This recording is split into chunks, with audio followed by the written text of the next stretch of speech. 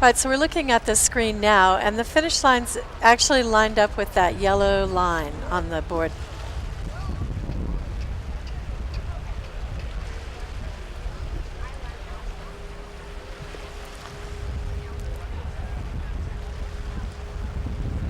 So what those two crews were racing for right there was the award of moving on to the petite final.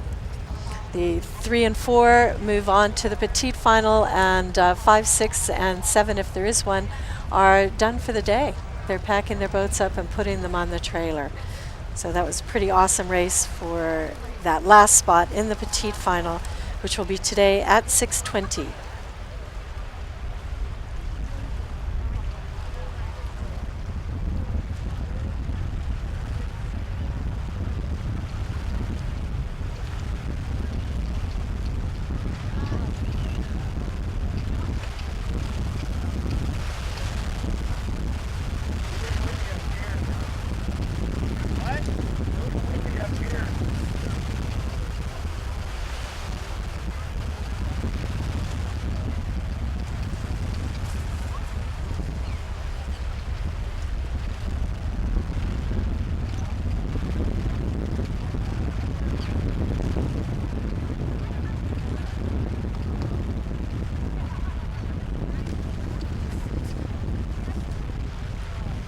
Cheetah chases a toy at 70 miles an hour! I'd give him a round of applause, but I can't. You're so slow. I'm not impressed.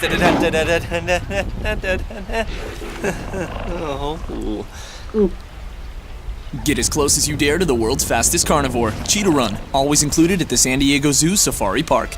And before your visit, don't forget to download the free Safari Park app.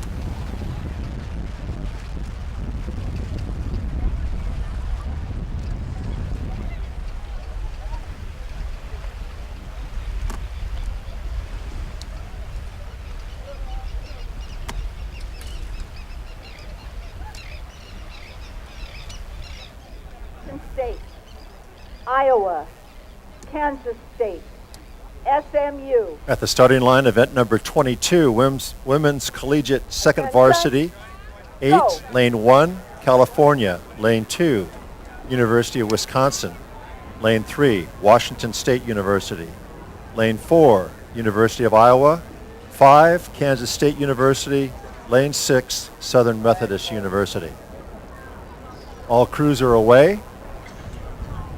And after 100 meters, your race leader in lane 1, California, followed by Wisconsin, followed by Washington State. It's pretty much 1 through 6. That's the order with which they cross in front of me as we come up to the 250-meter mark.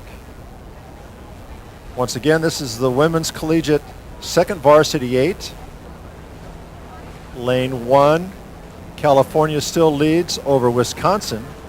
Wisconsin now shifting gears, moving back on the leader somewhat. But it's pretty much lanes 1 through 6 in that order as we get into the race pace, establish the rhythm, and see if we can push those puddles further astern. California rowing a couple beats higher than Wisconsin, holding off their surge to come to the lead. A very close boat race, though. Positions 1 through 4, actually 1 through 5. The only one off the pace a bit are the Mustangs out here, Southern Methodist, in lane number 6. As the crews now approach the 500-meter mark, your race leader, California, lane 1, followed by Wisconsin, lane 2, followed by Washington State in 3. Then it's University of Iowa, Kansas State, and Southern Methodist.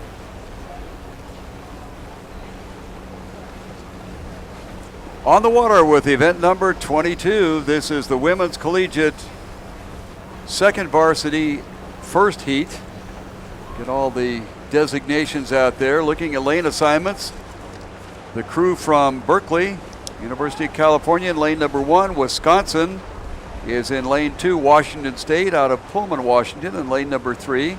Then the outside lanes are Iowa, Kansas State, and SMU. And at the 500-meter mark, The lane assignments were basically their position in this particular race. 1 through 6, Cal, Wisconsin, Washington State, Iowa, Kansas State, and SMU.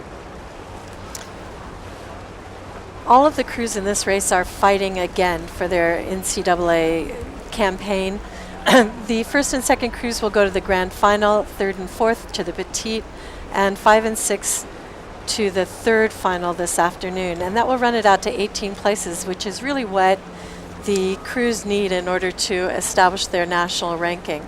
The Crew Classic has been very sympathetic to the needs of these women's crews in their NCAA campaign. So we'll be seeing racing right to the line in every one of these races. And I would suspect with the competitive nature of these crews that even if it made no difference whatsoever, if you've got an opportunity to get past a rival and finish in 5th place instead of 6th, it'll probably happen, because every now and then, even out in the training sessions that we have out here before the Crew Classic, these crews will go nose to nose just for the heck of it. And that's kind of the exciting competition that goes on with these wonderful athletes here at the San Diego Crew Classic. Our lineup continues to be 1 through 6. Lanes 1, Cal, 1st place, Wisconsin, lane 2, 2nd place, Washington State, lane 3, 3rd place, Iowa, lane 4, 4th place, Kansas State, lane 5, 5th place, and SMU, lane 6, in 6th place. Yes, in regards to your earlier comment about the competitiveness of these crews, what do you call two crews pointed in the same direction? A race. I imagine so. Even if they're doing portage on dry land, is that true? The tide is going out here, Patty, and maybe you might make a comment on what kind of effect it has on the different lanes and the racing strategy as we continue to look at 1 through 6, staying exactly the same way that they've been all the way up and down the course.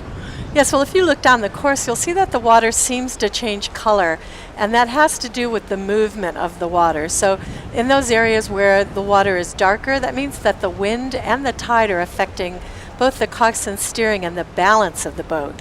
As the wind comes across the boats, it's going to push it down, and there isn't a lot of clearance on these boats. So there's a lot happening out there in that third 500.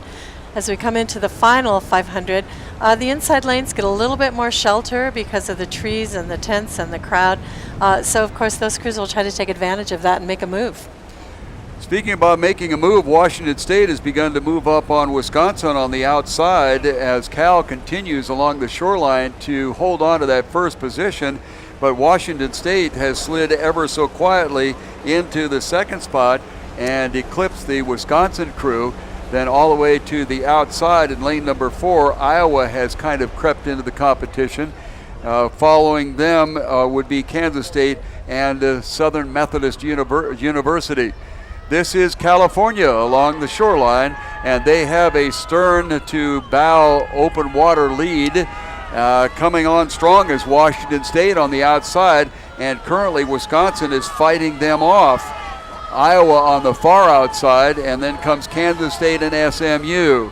It is California with a bit of open water over Wisconsin. Wisconsin continuing to fight off Washington State as Wisconsin has kicked it up to 38 and trying to hold off the Washington State Cougars. It is Cal along the shoreline, and they continue to lead as Wisconsin and Washington fight it out. And right now Wisconsin has fought off the challenge that came onto them with about 300 meters to go. Then Washington State, Iowa open water back, and more open water back to Kansas State, and then Southern Methodist University is trailing. Back to our finish line. It looks like California will cross the line ahead of everybody, and they will be the unofficial winner of this race. Wisconsin apparently is holding off a late charge by Washington State and will finish in second position, followed by Iowa, Kansas State, and SMU.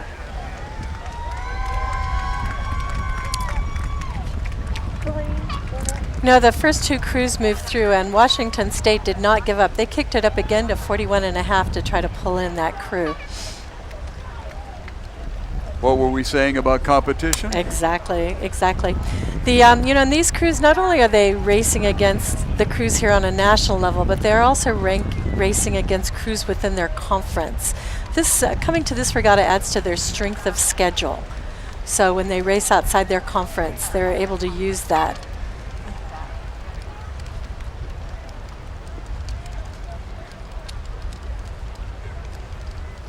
Well, next up will be race number 23. It is the Women's Collegiate Second Varsity B Heat. And we're looking at 6 crews in this group: Virginia, UCLA, Texas, Sacramento State, Miami, and San Diego State University.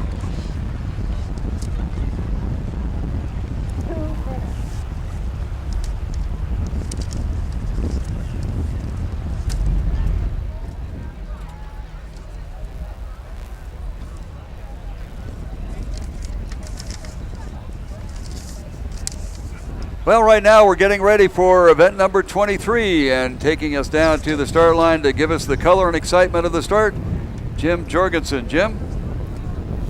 This is event number 23, Women's Collegiate Second Varsity 8, Heat B, Lane 1, University of Virginia, Lane 2, UCLA, Lane 3, University of Texas, Lane 4, Sacramento State, Lane 5, University of Miami, Lane 6, San Diego State University. All the bow person's hands are down. We're about a minute away from the start.